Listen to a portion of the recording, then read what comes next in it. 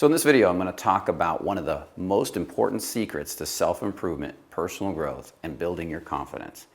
Matter of fact, it's one of the things that I start working on with clients first before anything else.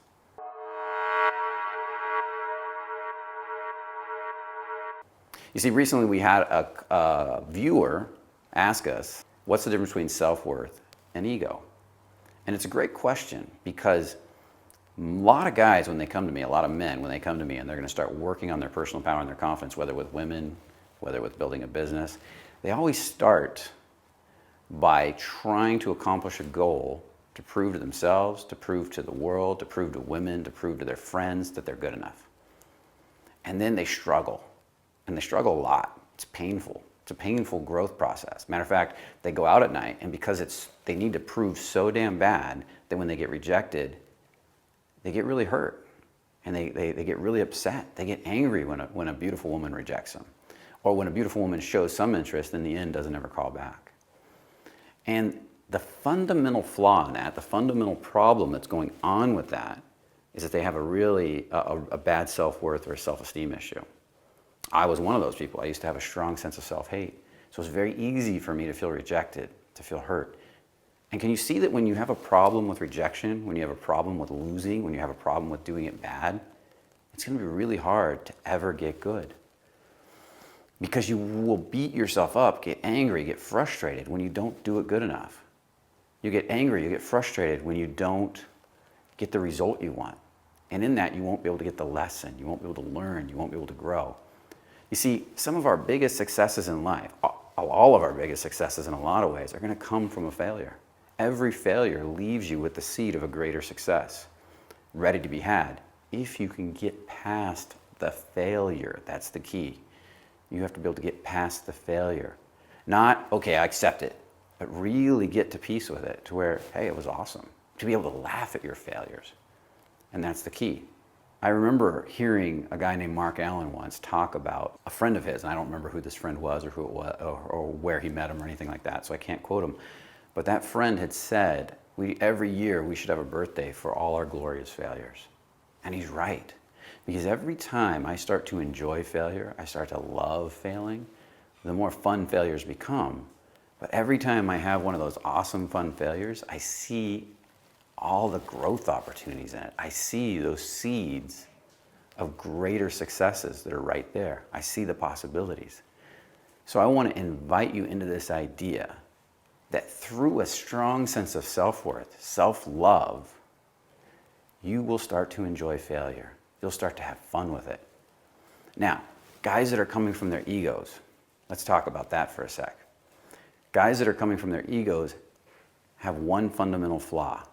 They're only giving to get. They're being nice to the girl at the bar because they want something from her. They want sex, they want her phone number, they want a date, they want to prove to themselves, they want to prove to their friends they're good enough. When they're doing business deals, they're trying to get money to be cool, to be the next cool guy on the block, to be awesome. And you can succeed to a degree that way, and it's very painful. You can push and state pump your way to the top. But what happens for those people is when they finally get there, through all the pain, at the top, they end up disillusioned. They end up hurt. And then they're forced since they succeeded at their goal, they're forced with nothing left but to face the fact that they don't like themselves. And that can be very painful. Matter of fact, there's some people that have gone out to make millions, succeeded at making millions, realized they hated themselves that much more as a millionaire than they did before that, and ended up committing suicide. Now, the opposite is true too.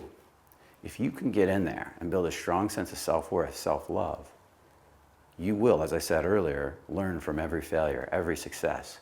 Matter of fact, you'll stop giving to get. You'll start giving because it feels great. This doesn't mean you won't expect a return. You'll enjoy the return when it comes. You'll play with the return. You'll expect a return. But you won't be attached to the outcome. So when it doesn't work, you'll learn from it. You'll laugh at it. You'll let it go. Matter of fact, some of your failures will be your greatest stories that you'll share in the future. It'll be the things that launch you to so many amazing successes. You see, it doesn't take many successes to truly succeed, but it does take a lot of failures. It was 10,000 tries to invent the light bulb, right, for Edison. And if you think about it, If he failed 10,000 times before he actually made a light bulb work, I believe, I did the numbers, I believe it's 0.0001% successful at the point he actually succeeded. And we could say that's a huge failure, but that success changed the world. There's lights all around me in this room right now. And there's lights all around the world, all because of that one success. So I want to invite you into this idea that failure really shows you whether you're coming from ego. It shows you where you hate yourself. And it also shows you when you're not coming from ego and you're spreading love to the world, because you won't take the failure personally. And as you expand into the world and put yourself out there more, like putting yourself on YouTube videos like this and letting yourself be seen more, if you hate yourself, your sense of self-hate is going to expand. You're going to have to state pump more and more and push that hate down to get to the next level, which is destructive to your body, doesn't feel good, it makes it hard to get out of bed in the morning. Or your sense of self-love is going to expand. If you really like yourself, you really love yourself, you're going to feel better and better and better as you're giving to the world. You're supplying more value to the world. And it's going to be easy to receive, because everybody wants to meet that guy that's out there just being love, giving. And how you're going to know which one you are is by the results you're getting from the environment. Is the environment overall, at least 60% of the time, responding to you positively? Or is the environment responding to you negatively? That's how you're going to know. Because a lot of you will think you're coming from this place of a high self-worth, sense of abundance, but you're just not getting the results. But you got to trust those results, because they won't lie to you.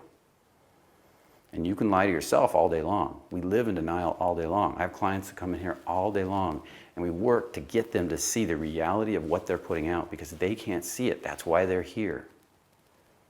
That's why I use a lot of high-def video work, so they can see their subcommunication, their behavior, the way they're affecting women, the way they're affecting the world, the way they're communicating. And so I'm going to invite you into the idea to start trusting the response you're getting from the world.